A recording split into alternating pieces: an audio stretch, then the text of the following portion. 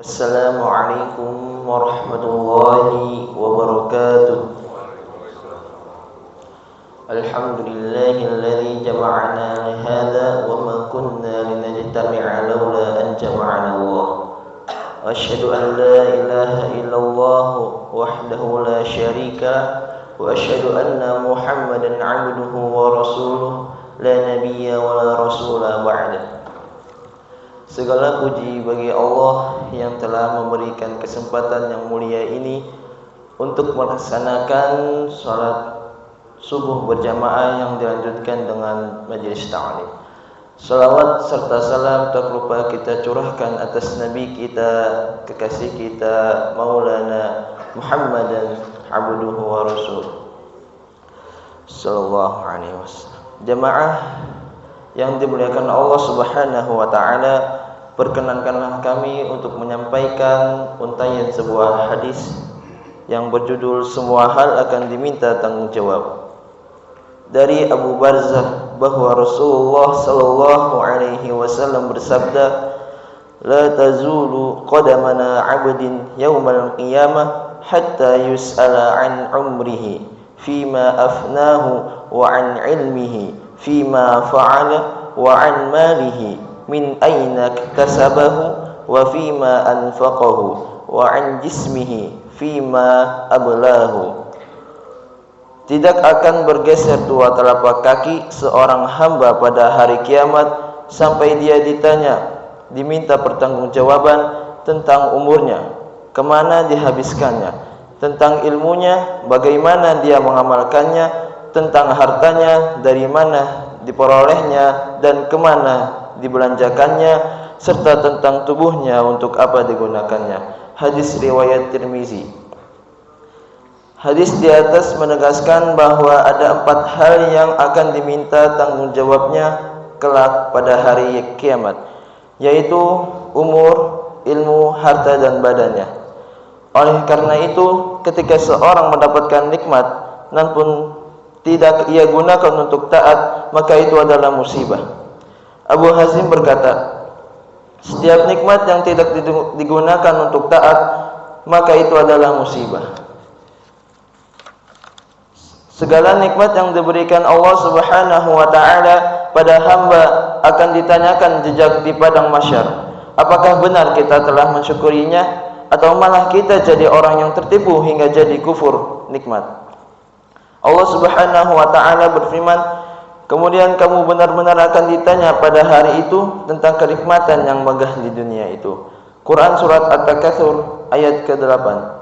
Syekh As-Sa'di rahimahullah menerangkan, nikmat yang telah kalian peroleh di dunia, apakah benar kalian telah mensyukurinya?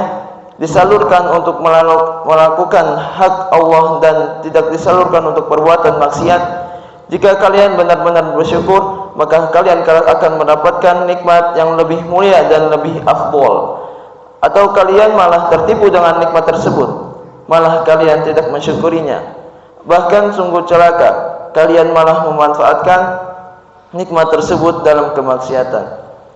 Ayat Al-Quran yang berkaitan dengan hadis, Allah Subhanahu wa ta'ala berfirman, wa yawma yu'radu alladhina kafaru 'alan nari adhabahum طيباتهم في حياة الدنيا واستمتعوا بها فاليوم تجزون عذاب الهون بما كنتم تستكبرون في الأرض بغير الحق وبما كنتم تفسقون.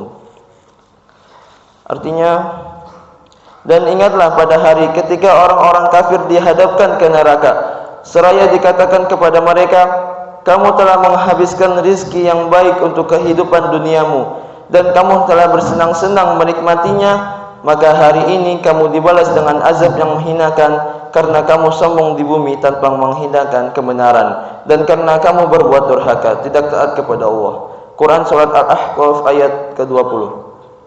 Sungguh banyak nikmat Allah Subhanahu wa ta'ala berikan kepada kita, namun hanya sedikit yang mau merenungkannya. Padahal semua itu akan dipertanyakan kelak dan dimintai pertanggungjawaban. Allah Subhanahu wa ta'ala berfirman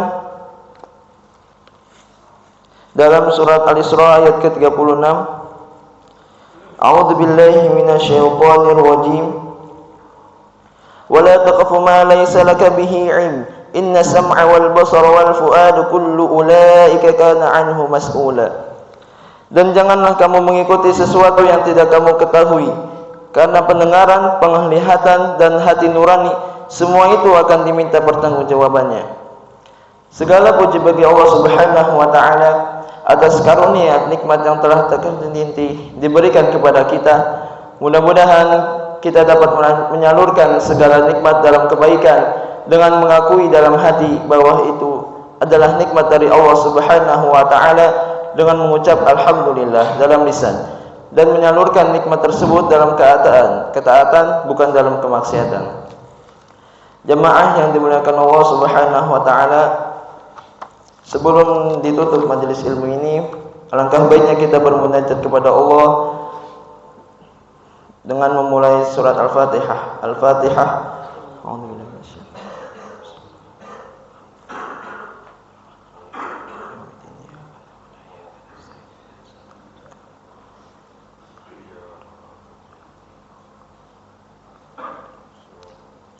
Bismillahirrahmanirrahim.